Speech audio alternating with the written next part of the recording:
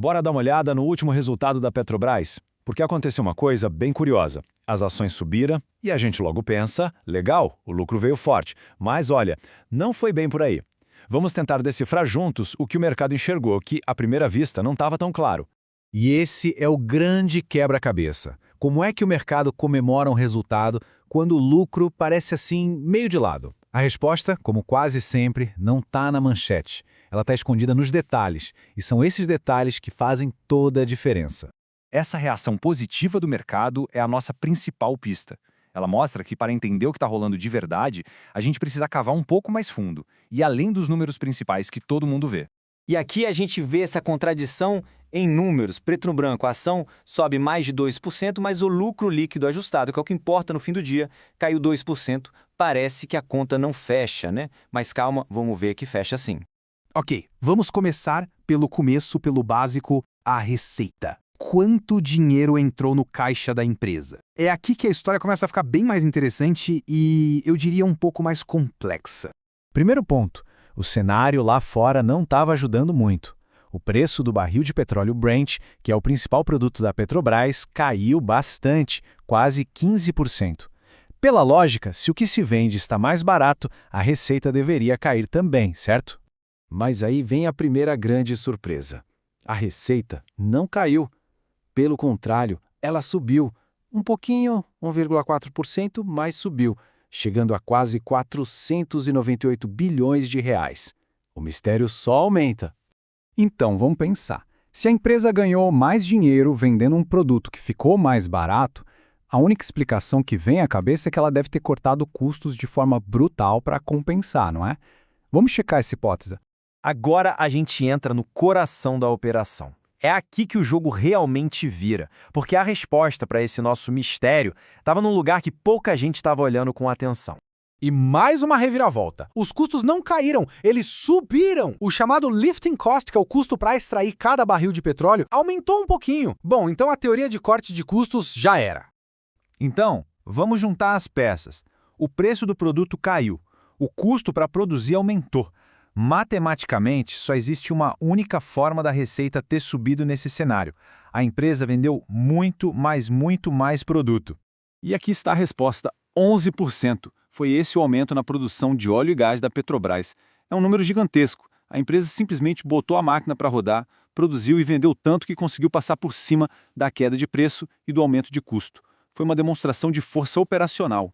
Mas claro, um aumento de produção desse tamanho não acontece do dia para a noite. Ele é fruto de uma estratégia muito bem definida, de investimento pesado. E é importante a gente dar uma olhada nos planos da companhia para o futuro. E o plano é ambicioso. A Petrobras está se preparando para investir 109 bilhões de reais nos próximos 5 anos. É um volume de dinheiro colossal, que mostra que a empresa está apostando tudo no crescimento. E o destino desse dinheiro não deixa nenhuma dúvida sobre a estratégia. A maior parte esmagadora, 84%, vai direto para a área mais rentável da empresa, exploração e produção. A aposta é toda em encontrar e tirar ainda mais petróleo do chão.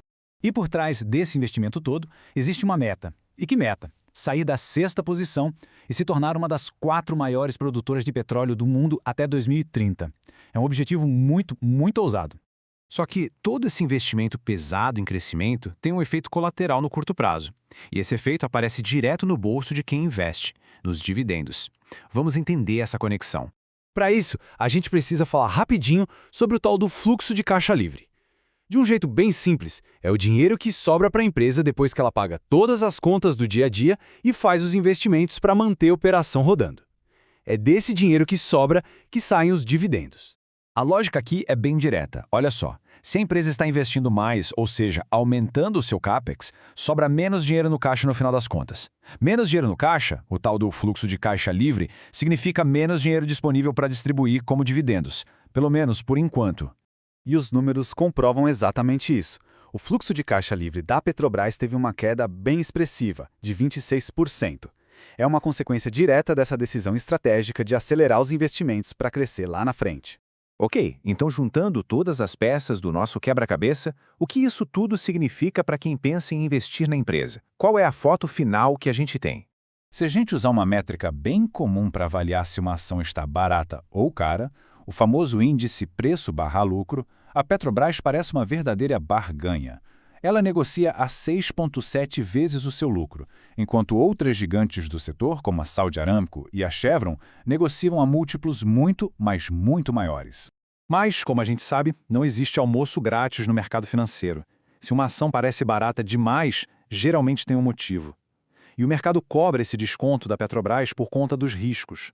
Por ser uma estatal, sempre existe a preocupação de que decisões políticas possam interferir na gestão, e o histórico da empresa também acaba pesando nessa conta. Então, para amarrar tudo, foi um resultado forte, sim, mas de uma maneira que ninguém esperava, vindo de um volume de produção recorde. A estratégia da empresa está claríssima, focar totalmente no crescimento a longo prazo, mesmo que isso signifique dividendos menores agora. E embora pareça barata quando comparada com outras, essa avaliação já embute uma boa dose de risco político. E no final, a grande pergunta que fica é essa: o potencial gigantesco de crescimento da Petrobras compensa os riscos políticos que vêm no pacote? A resposta para essa pergunta é o que vai definir o rumo da ação daqui para frente. E aí, qual a sua opinião? Deixa aqui nos comentários, vamos continuar essa conversa. E claro, se curtiu a análise, não esquece de se inscrever para não perder as próximas.